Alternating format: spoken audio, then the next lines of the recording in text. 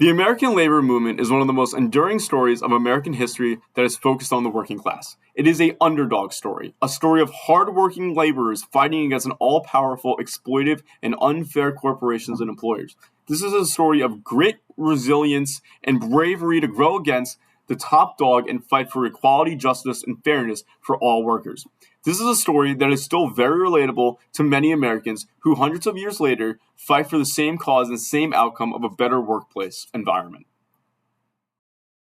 The story of the American labor movement starts with the Industrial Revolution. Technological advancements led to new manufacturing jobs that caused many Americans who once lived on the countryside and worked on farms to instead move to the urban city to pursue these new factory jobs. However, while the workers worked long, grueling hours in often unsafe and unsanitary conditions, the workers were the ones not making the money. Instead, it was the rich bosses who owned the factories who became really rich, according to History.com at least.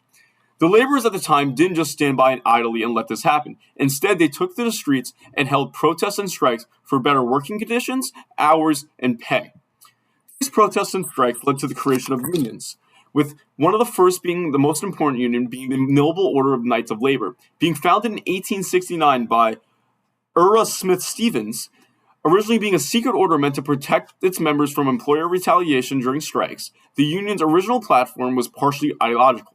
Based on the unity of all producing groups, the farmers, shopkeepers, as well as laborers, with only four types of people not allowed to join: bankers, lawyers, liquor dealers, and professional gamblers were not allowed to join this organization, according to Christopher Capzola, a history teacher at MIT who worked with NBC News and educating people about the labor movement.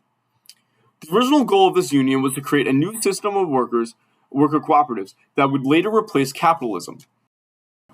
However, after the election of Terence V. Powderly to lead the union, he made swift changes. He first struck the Noble Order from the name and instead renamed the union to the Knights of Labor, while also abandoning the secrecy that the union once held.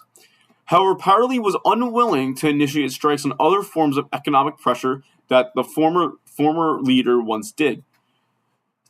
So, in order to achieve the union's objective, effective control shifted to the regional leaders.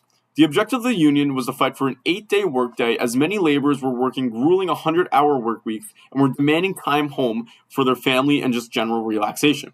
They also fought for a child-free workplace and overall safer working conditions for their laborers.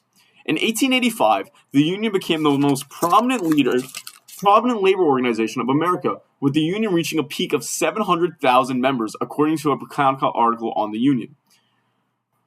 However, the overall influence and membership would hit a sharp decline in the following year, as in 1886 a total of 1,600 strikes occurred, with some ending up violent, as did the most famous strike of the labor movement, the Haymarket Strike, leading to the death of laborers and the disapproval of union and unionism as a whole.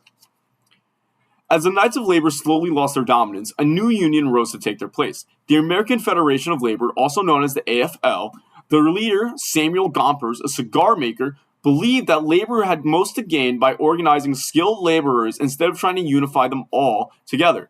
Gompers advocated for a simple, pragmatic way of unionism that boiled down to shorter hours, higher wages, and safer workplace conditions. The AFL was mostly successful in their endeavors and the general betterment of the working class. In 1955, the AFL would merge with the Congress of Industrial Organization, or the CIO, and would later be renamed as AFL-CIO, and is still around today advocating and fighting for workers' rights. The American labor movement is a story of grit, perseverance, and fighting for basic human rights that we stand on top of today. Without the dedication of these people to make a better life then, who knows what type of world the working class would inhabit today. And the starting line of unions and to achieve betterment of worker satisfaction today would be much further back than it is today.